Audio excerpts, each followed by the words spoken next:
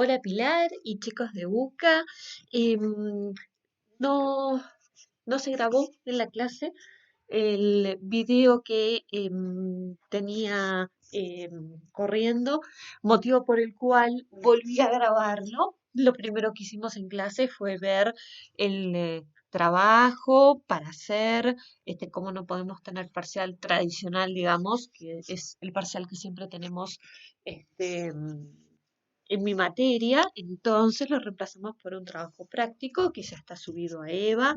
Dice trabajo práctico profe Ale, está al final, o Alejandra, no me acuerdo qué había puesto. Pueden visitarlo ahí y mirarlo un poquito. Cualquier duda que tengan me pueden consultar, ningún problema. Pero básicamente la idea es generar una comunicación ante una situación real que le pasó a la empresa Arcor, que bueno, tuvo desgraciadamente que pasar por la situación que se incendió una fábrica en el interior con, bueno, todos sabemos que las economías de algunas localidades del interior están muy relacionadas con ese tipo de fábricas muy grandes. En la nota decía que una persona había quedado herida, sí, lamentablemente luego de ese tipo de incendios, yo les contaba a los chicos, después de haber trabajado en RT, lamentablemente las más de las veces sucede que luego de unos días de agonía, que es realmente una agonía muy fea, la de la persona que tiene parte de su cuerpo quemado, normalmente por una cuestión de septicemia, de una, em, ¿cómo se llama? De una infección generalizada, porque la piel es el órgano más extenso que tenemos nosotros en el cuerpo. Normalmente las personas fallecen. Entonces, bueno, yo los invitaba a pensar qué pasaría si ese hubiese sido el caso y cómo hacer una comunicación institucional para el resto de la compañía con una situación tan delicada como esta que comentamos, que en parte es real y en parte no. O no sabemos cómo terminó la situación, por lo menos. Así que bueno, esa es un poco la propuesta y para poderlo hacer, la idea es, bueno, comentarlo a través de un video es de 7 minutos, y buscando primero algún tipo de artículo científico que nos dé cuenta de lo que es específicamente la comunicación de crisis y sumándolo a digamos, al vínculo con alguno de los temas de la teoría. Probablemente la comunicación descendente sea un buen tema para tratarlo. Así que bueno, esa es un poco la idea, como nutrirnos de elementos teóricos para poder generar conocimiento. Y bueno, y luego en la segunda parte de, del- de la hora estuvimos mirando estas PPTs que les voy a contar un poquito a continuación, y terminamos todo este PPT. Así que bueno, les cuento un poquito. Acá vimos los tipos de comunicación, tanto interna como externa. Les hago un punteo de estos temas, ¿sí? En donde, bueno, el público objetivo entonces va a ser la base para tener un éxito comunicacional, ¿sí?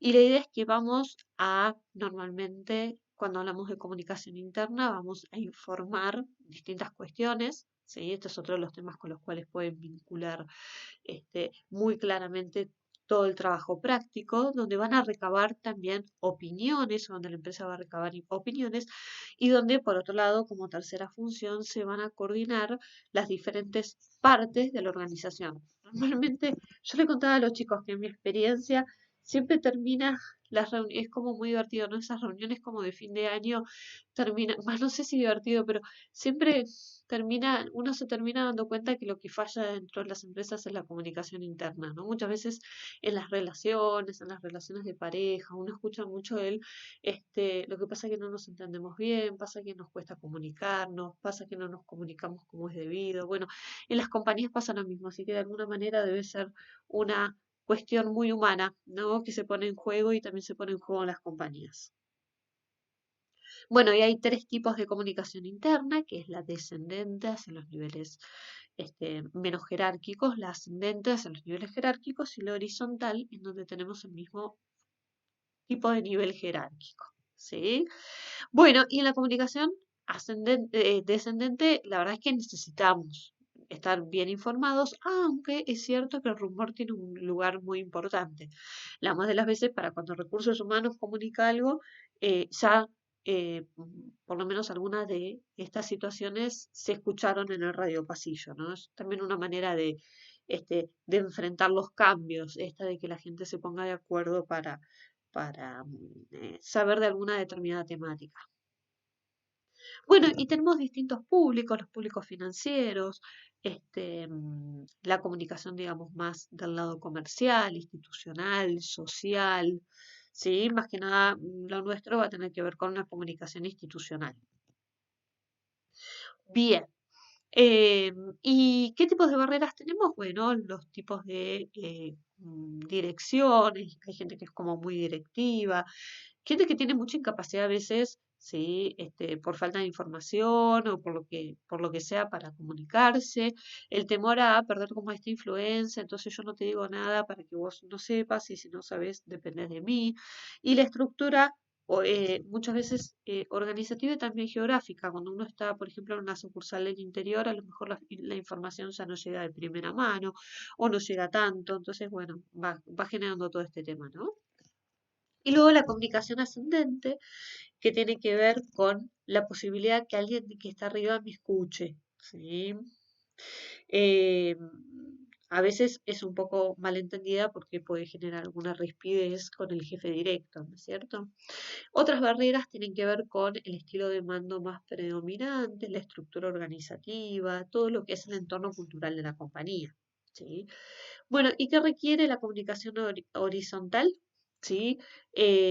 Requiere eh, que de alguna manera toda la empresa esté muy conectada, requiere técnicas dinámicas de grupo, desarrollos de trabajo, ¿sí? Y una voluntad también, ¿no? De poder comunicarse, ¿sí? Y tener ganas de, bueno, de llevar las cosas para adelante, ¿no?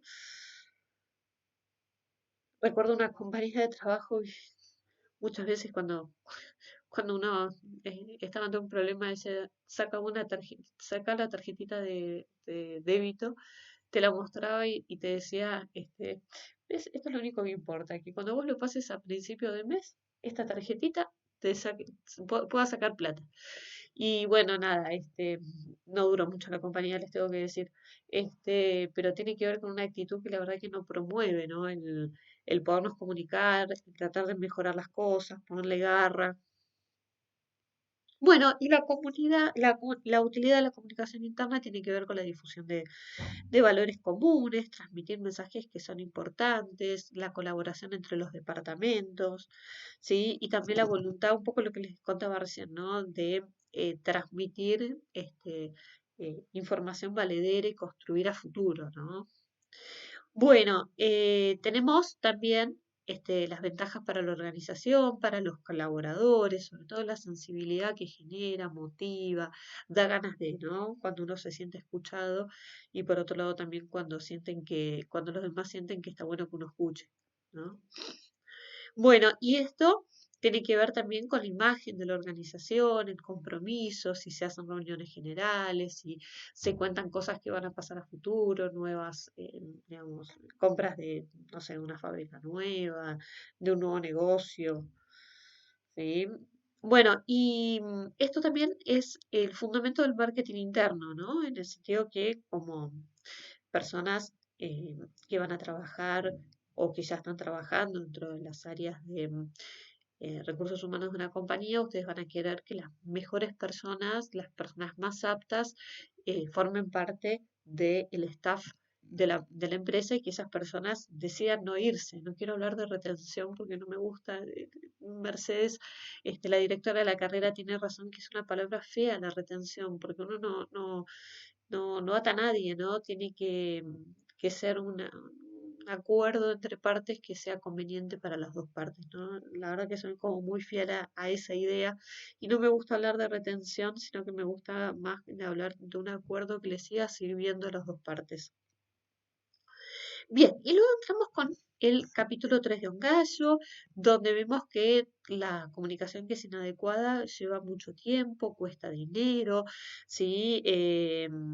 A veces, digamos, corremos algunos riesgos respecto a distintas cuestiones relacionadas digamos, con las actividades sindicales, cuando no hay comunicación en tiempo y forma. Y bueno, nada, y que muchas veces la gente de ciertos niveles tampoco busca tanta información, ¿no? El otro día estaba eh, escuchando una reunión en donde en una de las empresas con las que estoy relacionada, bueno, una reunión muy multitudinaria donde hablaba el gerente general, la directora de recursos humanos, y había mucha gente de fábrica, ¿no? Y porque esta es una empresa que tiene fábrica. Y una de las cosas bueno, el director hablaba de muchas cosas y términos medio complejos, ¿no? Y yo pensaba, esta persona de fábrica, a partir de todo este tema de COVID, me las imagino que lo que deben de querer saber es si van a cobrar el próximo mes o no, ¿no? Era como más fácil la respuesta, ¿no? Y estuvo nada, como cerca de 2 horas hablando y mostrando charts y cuadros y yo pensaba, era más simple la respuesta, ¿no? Pero bueno, nada, a veces uno se lía demasiado y termina diciendo demasiada información que eh, a veces confunde. Bueno, ¿para qué sirve la comunicación interna? Para evitar las incoherencias, ¿no? Y sobre todo también como de cara hacia la fuera de la organización. El proceso cultural tiene que ver con un lenguaje espontáneo, con rituales, con valores mentales y modelos mentales y también con cultura. ¿Sí? Y acá tenemos los distintos elementos que se van a poner en juego, la enculturación, la política comunicacional, los rituales, la pasión que le pongamos, contar historias, cómo se generó la empresa. Yo les contaba a los chicos que tenía un jefe bueno, había venido con una bicicleta de Italia y con esa bicicleta había hecho los primeros, las primeras, los primeros pedidos los había levantado con la bicicleta y nada, en ese momento me acuerdo que tenía una Lamborghini o no sé qué cosa, porque realmente había hecho muchísimo dinero con su fábrica, pero bueno, tenía como toda la historia de la bicicleta, ¿no? Era como súper importante, porque en el fondo esa bicicleta con la que vino de Italia, la única, digamos, posesión de cierto valor, digamos, que había podido traer de Italia, era lo que había permitido el poder empezar a trabajar, ¿no? Y bueno, siempre lo contaba con mucho cariño. ¿Mm? Bueno, fíjense, acá tienen distintos tipos de comunicación, ¿sí? Fíjense esta del racimo donde una parte no se comunica con la otra, ¿no? Pasa mucho esto a veces con los empleados administrativos y los de fábrica cuando hay fábrica asociada, ¿no? Donde todos los canales donde todas las personas se comunican, esto es bueno, pero normalmente funciona en empresas más chicas, ¿no? O la cadena, donde confluye la información como en dos fuentes muy separadas, ¿no? Bueno, acá tenemos los tres eh, tipos de comunicación formal, ¿sí? Y cuál es la influencia en la cultura organizacional. Bueno, y todo esto la verdad que va generando conflictos, ¿sí? No hay nada de la comunicación este, de- la comunicación es para, digamos, evitarlos, para intentar llevarlos por otros cauces, pero muchas veces los conflictos suceden y bueno, a veces se hace difícil ponerse de acuerdo. ¿Sí? ¿Y cómo se resuelve? Un poco por la flexibilidad, la negociación, ¿sí? Y teniendo ideas claras, entendiendo, con una actitud de confianza y reciprocidad también. Los estilos de comunicación, bueno, a veces tenemos como algunos como un poquito más como del lado de la agresividad y otros del lado de la colaboración, ¿no? Yo creo que podemos lograr buenos niveles de colaboración con una propuesta y teniendo cierto margen para negociar o por lo menos para explicar por qué no se puede hacer algunos cambios, ¿no? Bueno, ¿y qué obstruye la comunicación? Eh, la verdad es que cuando no tenemos un ambiente favorable o cuando el otro está a la defensiva, la historia en común, todo eso va generando problemas, ¿no? Entonces, algunas frases que parecen o que son amenazadoras, las bromas hostiles, sarcasmos, que está bueno en la medida de lo posible quizás ahorrarlos, ¿no? Para bueno, no generar esto, preguntas hostiles. Tengo una amiga que suele decir, cuando no tengas nada bueno que decir, mejor no digas nada. Bueno, entonces ahorra problemas y por lo menos no empeora la relación, ¿no? No sé si la mejora, pero por lo menos no la empeora. Bueno, y acá tenemos como una visión creativa, ¿no? De los conflictos, muchas veces se van escalando, ¿no? Y a veces podemos ir como resolviendo estos, digamos, agujeros en los que nos caemos en la comunicación. Bueno, y los círculos de calidad, a través de los comités de sugerencias, donde se van dejando ideas, ¿sí? Bueno, eh, van generando posibilidad de tener cambios reales dentro de una organización y son muy positivos. Una vez en la empresa donde trabajaba hicieron un comité de sugerencias. Estuvo muy bueno, lo que pasa es que en el medio cambió el gerente general y la verdad que depende mucho normalmente de los altos gerentes, este tipo de iniciativas, digamos, ¿no? Bueno, esto se lo dejo un poquito para que lo lean y tiene que ver con las estructuras laborales, ¿sí? Y bueno, ¿y cómo es el tema de la negociación? Bueno, todo depende de las necesidades insatisfechas. Si no, la verdad que si no tuviéramos o no quisiéramos algo, no negociaríamos, pues no tendríamos nada para negociar, digamos, no nos interesaría, ¿sí? Bueno, y hay tres niveles entre persona y persona, que sería el interpersonal, entre las organizaciones, que sería el interorganizativo, y entre los países o naciones, el internacional. Les dejo para leer las variedades de aplicación, ¿sí? Y la negociación, la verdad que es un proceso y tenemos distintas variables relacionadas con la argumentación, que tienen que ver con el razonamiento, el mensaje, y una contraargumentación que viene del otro lado, sobre todo cuando por ahí mi auditorio es más pasivo, ¿sí? A veces la contraargumentación viene también por las reglas de juego, ¿no? Y a veces hasta se pone en acto más que en palabra. Bueno, y si te preguntas antes de negociar, bueno, ¿quién es el otro? ¿Cuál es mi objetivo? ¿Qué es lo que no me importa tanto, en el fondo, ¿no? ¿Qué es lo que sí quiero retener?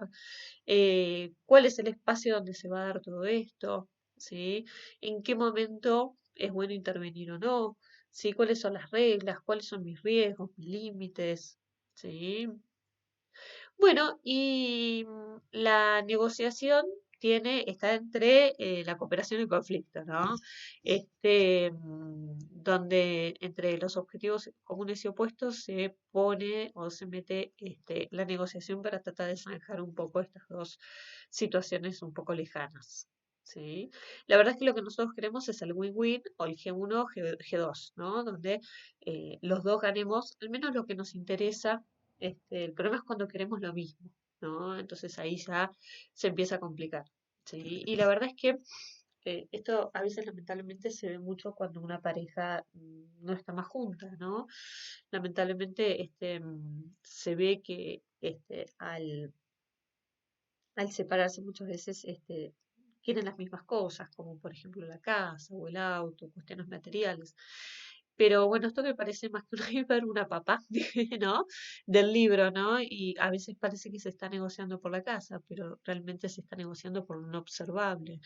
Ese cariño que no se han podido dar, los fracasos y un montón de cosas que bueno, ¿no? Se ponen en juego en lo aparente, en lo tangible, pero que muchas veces tienen que ver con cosas y recuerdos y sensaciones que hasta incluso cuesta a veces tramitar y darse cuenta, ¿no? Bueno, y acá llegamos al final. Nada, es un resumen de lo que estuvimos charlando hoy en clase. Y bueno, se los paso por si las dudas que quieran verlo un poquito. Les mando un beso muy grande. Chau, chau.